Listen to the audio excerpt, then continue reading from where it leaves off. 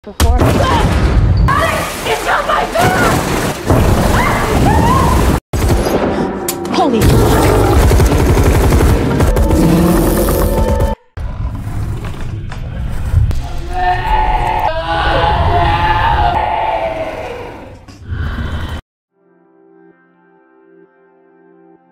Selamat malam promo semua. Gimana kabarnya? Semoga sehat-sehat selalu ya.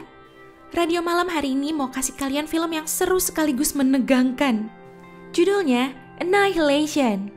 Ceritanya tentang sekelompok orang penjelajah yang memasuki The Shimmer, zona misterius di mana tumbuhan dan hewan semuanya bermutasi jadi aneh. Wah, Mimin tahu nih, kalian pasti pada suka nih film-film yang kayak gini. Oh ya, nama-nama pemainnya nanti kita kenalan sambil berjalan aja ya Pramal. Ya udah, sebelum lanjut ke alur cerita lengkapnya, boleh dong klik tombol subscribe-nya dulu. Gratis kok. Kalau udah, yuk langsung aja kita ke alur ceritanya. Di pembukaan scene-nya ini, ada Lena yang lagi diinterogasi nih. Dia ini seorang profesor biologi sel, sekaligus mantan prajurit Angkatan Darat Amerika. Dan dia satu-satunya orang yang selamat dari ekspedisi ke zona Shimmer. Bahkan dia aja nggak sadar kalau ternyata dia 4 bulan di sana. Dia berasanya cuma beberapa hari aja. Tapi dia tetap dipaksa buat nginget semua yang dia alamin. Dan dia mulai cerita. Nah, scene mundur deh nih ya. Di sini Lena masih ngajar di salah satu universitas. Tapi sebenarnya keadaan dia lagi hancur banget. Dia sedih kehilangan suaminya, namanya Ken. Terakhir Ken bilang dia ikut misi ekspedisi gitu. Tapi udah setahun gak balik-balik. Udah coba cari info kesana sini tapi tetap nihil. Jadi dia mikirnya Ken udah meninggal. Tiba-tiba ini si Ken pulang. Ternyata selamat itu suaminya. Lena minta diceritain dia kemana aja dan gimana dia bisa selamat. Tapi Ken kayak ngeblank aja gitu, gak inget apa-apa. Dia bilang yang dia inget cuma dia lagi di luar kamar terus ngeliat ada Lena. Udah gitu aja.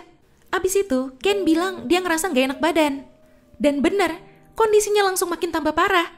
Lena manggil ambulan. Lagi di jalan, dicegat sama pasukan keamanan. Mereka dibawa ke area X, sebuah fasilitas rahasia gitu. Begitu sadar, Lena didatengin sama Dr. Ventress, seorang psikolog. Dia nanya-nanya tentang Ken. Gimana Ken bisa selamat? Ya kan si Lena juga nggak tahu ya. Ventress ngasih tahu kalau Ken udah sekarat, banyak organ vital yang rusak. Lena jadi kepikiran. Jangan-jangan suaminya dia itu terpapar radiasi atau terjangkit virus. Di sini, Ventress ngejelasin, sekitar 3 tahun lalu ada laporan dari Taman Nasional Blackwater. Katanya mercusuar di sana dikelilingin sama sesuatu yang berkilauan, atau yang mereka sebut The Shimmer. Pas dicek sama salah satu petugas itu nggak pernah balik lagi sampai sekarang. Peristiwa itu dirahasiain, tapi The Shimmer itu makin lama makin meluas. Bahkan sekarang udah makin deket kan tuh kebangunan area X ini. Mereka udah ngejalanin beberapa kali ekspedisi ke sana, tapi nggak ada yang berhasil balik. Nah, satu-satunya anggota tim ekspedisi yang berhasil balik, ya si Ken yang udah sekarat itu. Malam itu, Anya dari tim paramedis kenalan sama Lena. Dia nggak enak ngelihat Lena sendiri terus. Dikenalin tuh ke yang lain. Ada Casey, si ahli geomorfologi, sama Josie, si ahli fisika. Mereka ngasih tahu, 6 hari lagi, mereka sama Ventress bakal ngejalanin ekspedisi ke Shimmer. Mereka punya 2 teori yang harus dipecahin. Teori pertama, orang-orang yang kesana pada tewas dibunuh sama sesuatu yang belum diketahui. Nah, yang kedua, orang-orang yang kesana pada menggila dan jadi saling ngebunuh.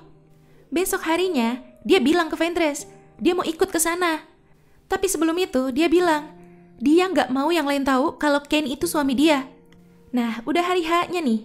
Mereka berlima OTW masuk ke area Shimmernya. Ini Lena baru bangun. Mereka semua kayak hilang ingatan gitu tiap bangun tidur.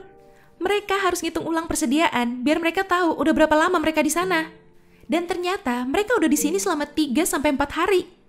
Mana di situ juga nggak ada sinyal, kompas juga nggak bisa dipakai, nggak ada petunjuk apa-apa. Tapi kata Casey, seenggaknya mereka tahu kalau mereka lagi di Taman Nasional kan. Casey ngasih tahu cara pakai dari jam mataharinya buat tahu arah ke selatan. Nanti di sana mereka bakal ketemu laut, terus ikutin garis pantainya. Itu nanti bakal berujung di tembok pembatasnya. Ya udah, mereka lanjut jalan nih, sampai mereka nemuin tempat aneh ini. Tumbuhan udah bermutasi. Masa dari ranting yang sama tapi bunganya beda-beda? Si Josie yang baru keluar abis ngecek bekas rumah itu, tiba-tiba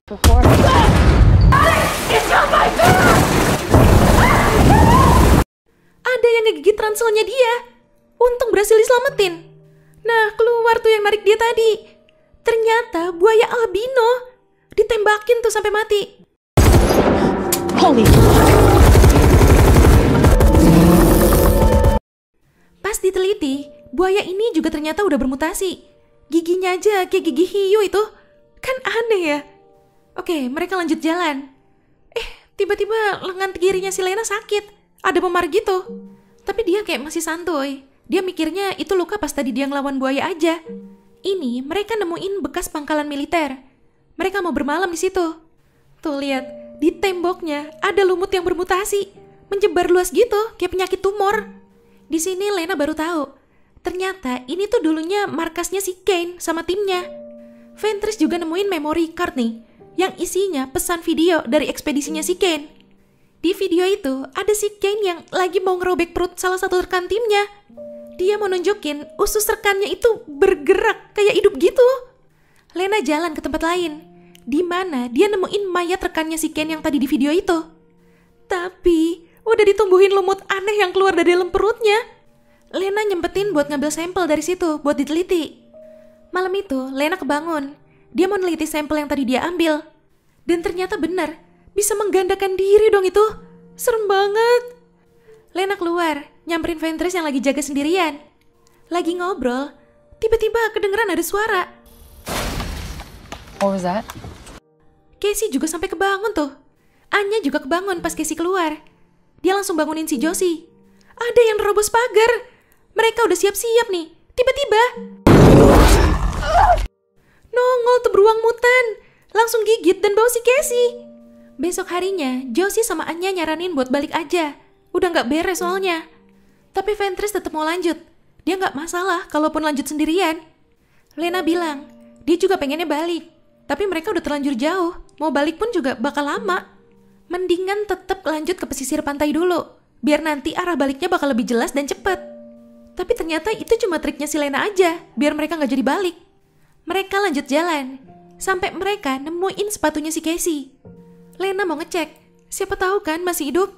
Dia masuk ke hutan sendirian. Setelah lumayan jauh, dia akhirnya nemuin jasadnya si Casey. Ya udah, seenggaknya udah jelas kan ya, Casey udah tewas. Dia langsung balik ke yang lain. Ini udah sore. Mereka sampai di sebuah desa gitu. Mereka mau bermalam di sana. Ada yang bikin mereka tercengang. Tanaman di situ bentuknya kayak manusia. Josie mulai berteori kalau The Shimmer ini sebuah prisma dan membiaskan semua yang ada di sana. Gak cuma cahaya sama gelombang radio aja, tapi DNA hewan, tumbuhan, bahkan DNA manusia juga. Wow. Lagi duduk istirahat, Anya tiba-tiba kayak ketakutan gitu pas ngeliat jari-jarinya. Dan malam itu, dia tiba-tiba nodong mereka satu persatu, terus ngikat mereka di kursi. Dia juga ngambil liontinnya si Lena. Dia baru tahu kalau Kane itu suaminya Lena. Dia juga jadi nuduh Lena yang ngebunuh Casey, karena dia ngerasa nggak ngeliat ada beruang. Ya iyalah dia nggak ngeliat, kan dia sama Josie sampainya belakangan. Di sini dia bilang kalau dia udah menggila karena dia ngeliat sidik jarinya bergerak-gerak sendiri. Waduh. Dan kenapa dia ngikat mereka di kursi? Dia tuh takut tubuhnya bakal dibedah sama si Lena. Kayak yang di video itu, si Kane ngebedah perut rekan timnya kan? Itu ada suara si Casey minta tolong. Anya langsung keluar mau nolongin. Pas dia keluar, tiba-tiba suaranya berubah.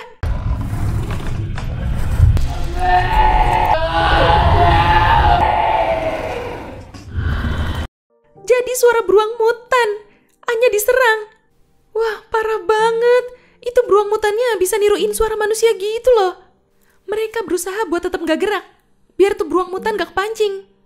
Sumpah serem banget. Bener-bener bisa niruin suara manusia. Pundaknya Josie digigit. Gak lama si Anya balik, nembakin tuh beruang mutan.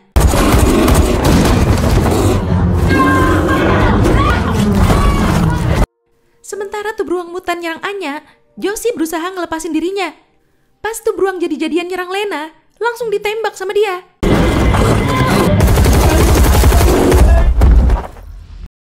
Ini Ventress mau tetap lanjut jalan sekarang, sendirian.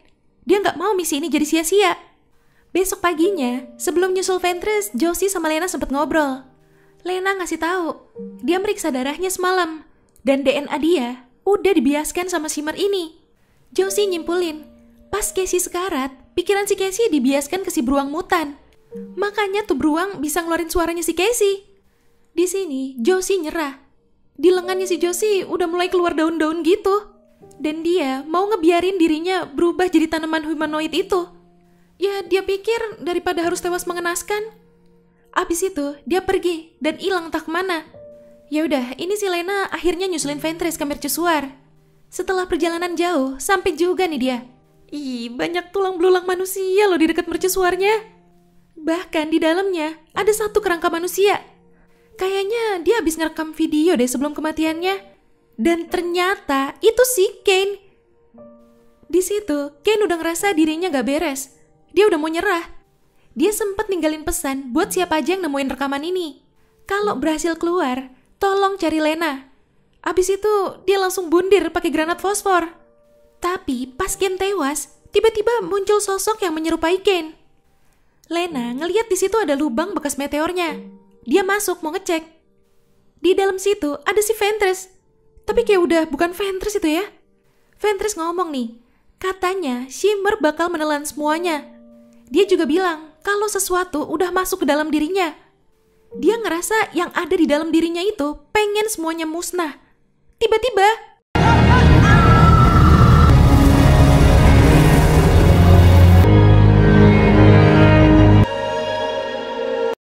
Ventress hancur dan berubah jadi kayak gumpalan awan berkilauan gitu. Nyerap setetes darah dari wajahnya si Lena.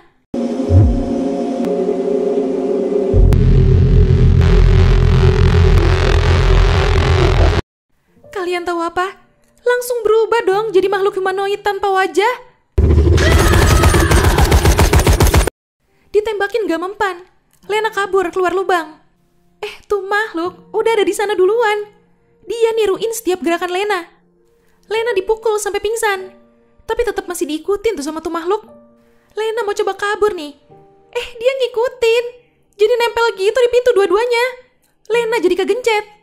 Lena pura-pura lemas, terus jatuhin badannya. Tuh makhluk kan pasti ngikutin dia tuh. Lena pelan-pelan ngambil granat fosfor. Terus gandengan tangan sama tuh makhluk. Waduh, tuh makhluk sekarang berubah jadi kayak Lena loh bentukannya. Lena naruh granatnya di tangan tuh makhluk. Pelan-pelan dilepas pemantik granatnya. Lena langsung buru-buru kabur. Makhluk itu kebakar karena gak sempet ngikutin Lena.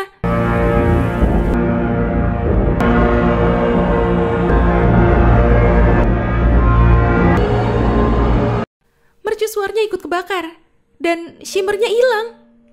Di akhir scene, akhirnya Lena selesai nyeritain semuanya. Jadi bisa diambil kesimpulan kalau Shimmer itu bikinan alien yang mau ngubah bumi. Dan Kane yang masih dirawat sekarang itu duplikatnya si Kane, doppelganger gitulah. Kondisinya mulai membaik setelah Shimmer itu hilang. Di sini Lena nanya, dia bener Kane apa bukan? Dia ragu karena lihat di video itu si Kane kan bundir. Dia cuma jawab, kayaknya bukan. Dia kayak ngerasa dia bukan Kane. Dia balik nanya, apa kamu Lena? Tapi Lena gak jawab. Mereka akhirnya pelukan. Dan iris mata mereka berubah jadi berkilauan. Wow. Ya, itu tadi alur cerita dari film Annihilation. Gimana Pramal, film kali ini? Di luar Nurul ya? Pokoknya kalau udah film tentang serangan alien tuh pasti ngeri-ngeri banget ya. Oke Pramal, jangan lupa ya follow Instagram kita @radiomalam.id. Sampai jumpa di ulasan alur cerita selanjutnya. Selamat malam.